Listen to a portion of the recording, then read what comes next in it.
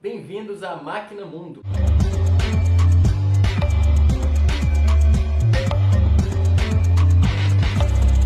Um canal para a gente conversar sobre relações internacionais toda semana nas redes sociais do deputado Glauber e no YouTube. Você pode se inscrever lá no YouTube e ter acesso direto às atualizações do canal. O meu nome é João Telésforo e a gente vai começar essa conversa hoje falando de terrorismo e de combate ao terrorismo, porque estão em tramitação aqui na Câmara dos Deputados alguns projetos de lei muito preocupantes sobre essa temática.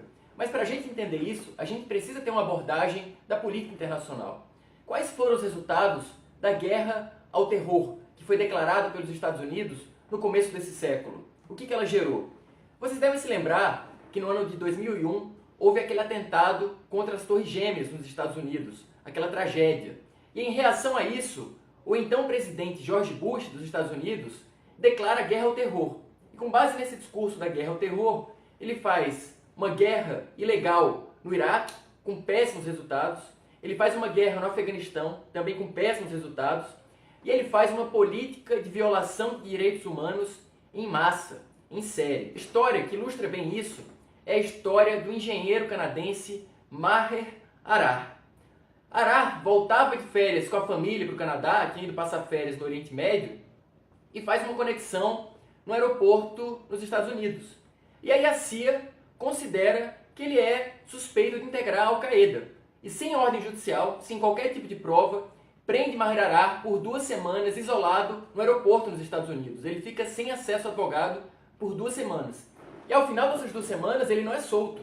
A CIA deporta Maher Arar para a Síria, mas não deporta simplesmente, mantém ele preso por quase 1 ano numa prisão ilegal na Síria.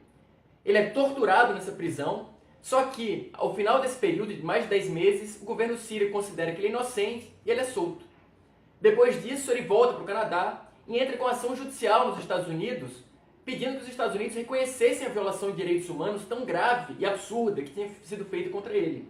Só que aí o judiciário americano não reconhece isso e a Suprema Corte americana se recusa sequer a ouvir o caso dele, considerando que, em nome do combate ao terrorismo, o presidente dos Estados Unidos e a CIA teriam ampla liberdade de violar direitos humanos em nome da segurança nacional.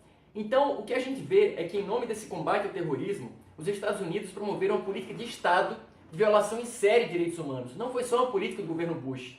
Foi uma política referendada pelo Poder Judiciário e foi uma política mantida pelo governo Obama, que prometia fechar a prisão de Guantánamo, onde os Estados Unidos torturavam centenas de presos, mas não fechou. Guantánamo está funcionando até hoje. Então esse discurso da guerra ao terrorismo, ele funcionou como um discurso para que o Estado, na verdade, tivesse mais força para praticar o seu terrorismo, o terrorismo de Estado. É por isso que a gente precisa ter muita preocupação com as leis que tramitam no Brasil atualmente sobre esse tema. E a gente vai tratar disso no próximo vídeo, semana que vem, aqui no Máquina Mundo. Até lá!